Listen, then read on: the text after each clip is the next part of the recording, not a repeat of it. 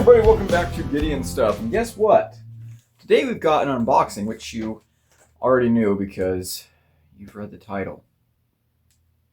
Actually, it's an unpackaging, it's an unbagging. So this package showed up in my mailbox recently, I would assume. And I am pretty sure this is from Zach, because I did not buy this. This is from KCI Shipping Department. Let's go ahead and bust into it, shall we? Feels like one thing, just one thing in here. Pretty big box. All right, we're gonna open this up with the Kershaw Bel Air. I have been absolutely loving this knife. As you can see, I've been carrying this knife like crazy. This is one of my favorite knives of all time. This is definitely one of my favorite Kershaw. In fact, this is probably my favorite Kershaw I've ever used, carried, owned. And it's an incredible USA-made folding EDC knife. But yeah, this was also sent to the channel by Zach. He actually hated this knife somehow. I think it's absolutely fantastic. The last bunch of stuff that we unboxed from Zach, I haven't gotten any reviews done on any of that stuff yet. We're still working our way through it, so he's just adding right onto the pile. We're going to be eating well this year, guys. All right, so let's go ahead and see what we got in here.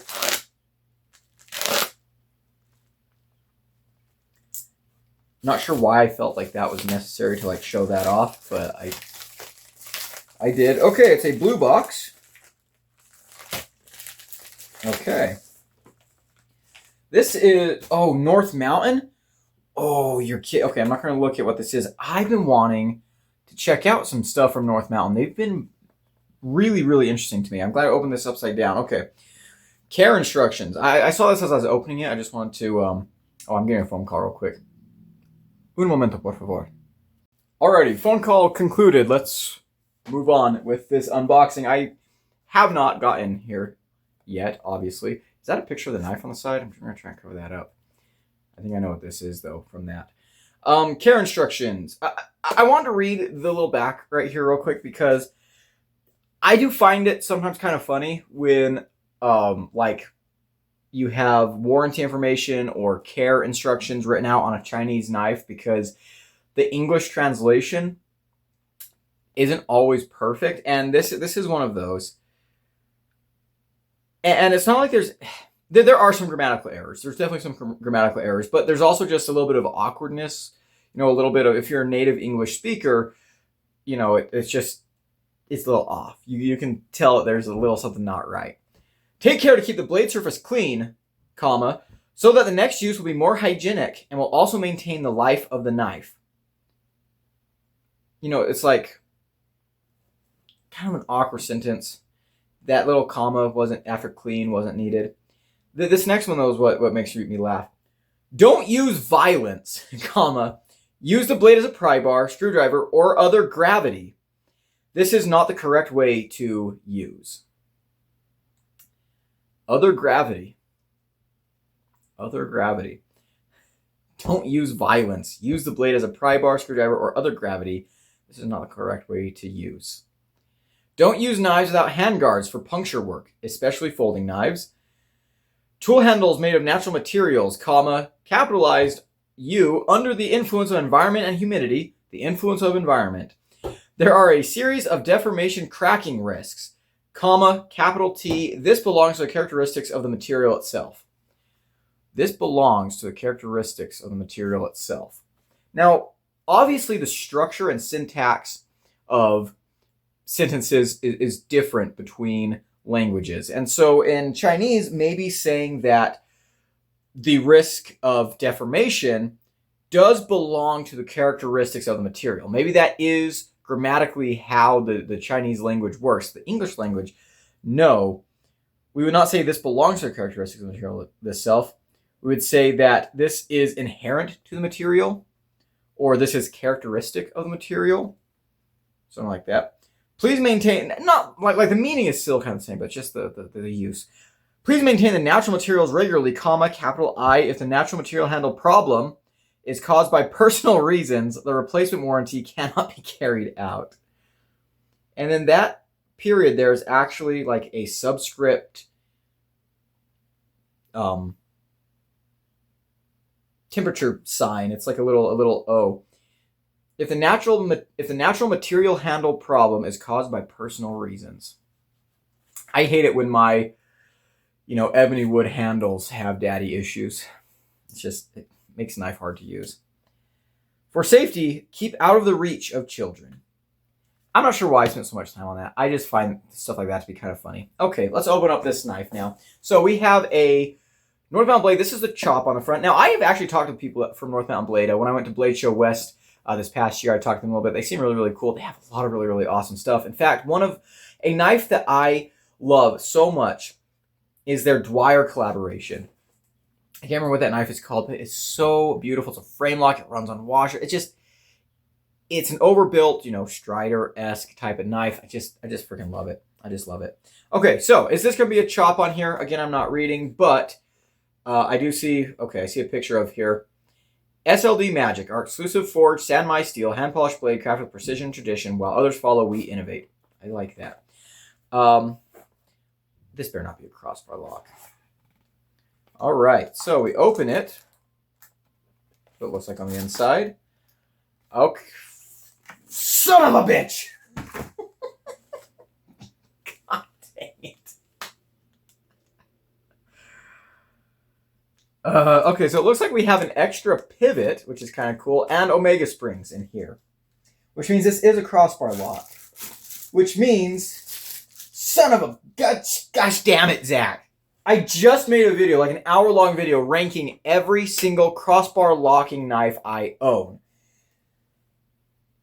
And now here's another one. Son of a bitch. Okay.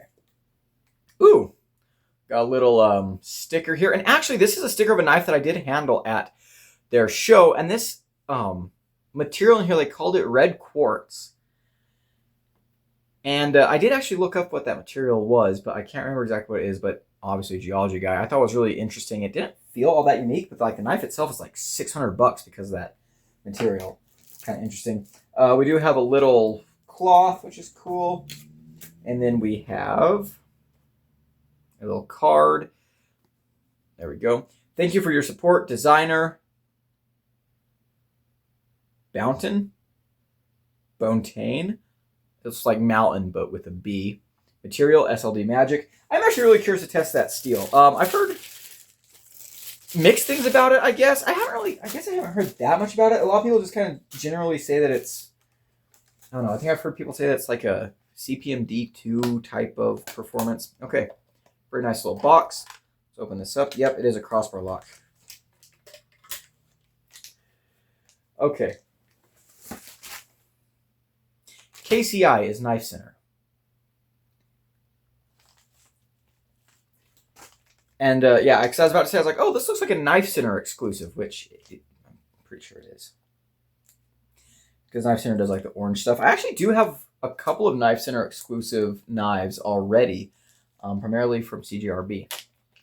All right, this thing is heavy. Go ahead and get this out of there. Ooh. Ooh.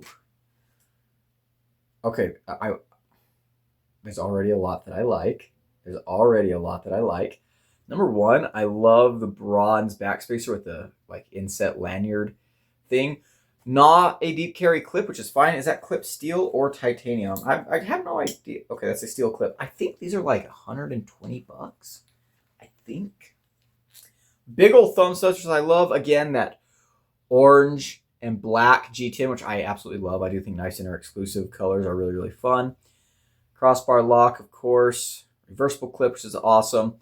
Fairly large knife. Let's go ahead and get this open. Ooh, that felt good. Ooh, yeah, and this feels good in the hand. This feels really good in the hand. And look at that blade. Oh my gosh. So, I know this is a Sanmai steel. But yeah, there's like, it's interesting. It's almost mirror polish, not quite. And then there's like this hazy transition between like the high polish and the, I guess, what is this, like a bead blast? And it actually sits a little bit above the Hamon. I know it's not like a true Hamon, but there it is. SLD Magic. And then on the blade it says SN/25/10/1153. Maybe this is number 1153 out of a limited run, and 1025 would be like October of 2025. I don't know. Yeah, this feels great in hand. This is definitely like a big kind of robust workhorse knife type of thing. Very good action. The crossbar lock.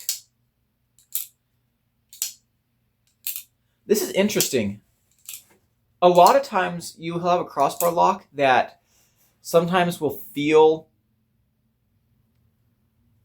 like mushy, and it feels that way the entire way through. This one's interesting because it doesn't feel mushy. It feels like it has a lot of tension, a lot of pressure on the blade. Gives you a good detent, but then when I go to grab it, it feels a lot lighter, like there's a lot less pressure in that case, which is interesting. One thing I also like too is sometimes when you see corners like this on a knife, especially a crossbar lock, you get concerned that when you're operating the knife, when you move it to this position to close it, that you're going to have something poking you in the palm. This actually feels pretty good. It's nice and rounded. Yeah. Yeah, this feels excellent. Cannot wait to review this. Use it, carry it, test it, abuse it. Yeah. Get my thoughts together on the steel. Very good to finally... Ooh. Man, they had such a good opportunity to do an amazing plunge grind, and they kind of screwed it up. That's the only negative I've noticed so far. But, Tonto blade. Yeah. Yeah, I'm really excited to take a look at this. And this is... Well, let's look at see what the number is now. They just call it the Chop crossbar lock. I didn't know if it was like the Chop 3 or the Chop whatever. But yeah, Chop crossbar lock. I like it. I like it a lot. This is a company I've been very interested in, and I'm glad to finally have one to use and, see what they're all about. So thank you to Zach. You guys will be seeing content with this knife eventually. This video is probably going to be going live sometime in June. Maybe first Wednesday of June. Something like that. But yeah, it's a very, very cool knife. Can't wait to use it. I will say on my content, I actually have shorts scheduled all the way out until August right now. And that's just if I do like 1 to 2 shorts a day. I've had a really, really solid run of short form content making recently. Helped greatly, of course, by the fact that Zach has been sending so many awesome knives to the channel. I just have so much, so many things to work with. There's a non-ending supply of knives to film and record and test and use. So really, really appreciate that, Zach. I will try to record like my 3 days in with this knife. I'll try to record. I'll record and then like schedule it so it comes out before August. But again, I got a lot of 3 days in to go through. Business stuff out of the way. This is an awesome knife. Thank you so much, Zach. If you guys see him in the comments below, which you probably will, drop him a like, give him a thumbs up, tell him thanks. And that's going to be it for today. Big shout out to my channel members at the Cowboy level, which includes Zach. I really appreciate everything they do for the channel. If you want to become a member and support me directly, there's a link down below. As for the rest of you hooligans, if you enjoyed this video, leave a like, comment below, and subscribe. I've been Gideon, and I'll see you in the next one. Adios.